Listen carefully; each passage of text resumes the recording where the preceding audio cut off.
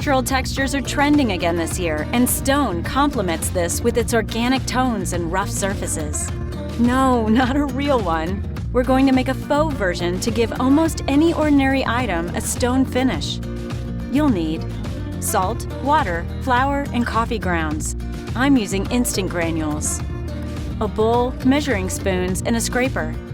A drop cloth and matte clear coat protective spray. A vase, planter, or other item you want to recreate as stone.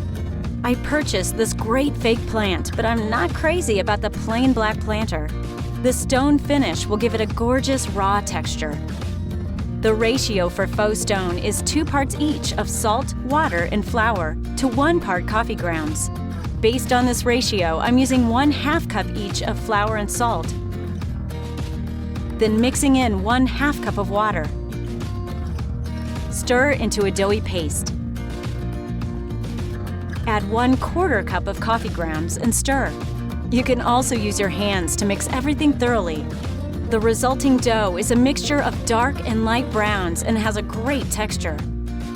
Use the scraper or your fingers to apply the doughy paste all over the item. If you use your fingers, you can go back and use the scraper to mash down any lumpy areas in the dough. Allow to dry for at least 1 day. Humid environments will extend the dry time, while arid environments quicken it. The dough will lighten as it dries.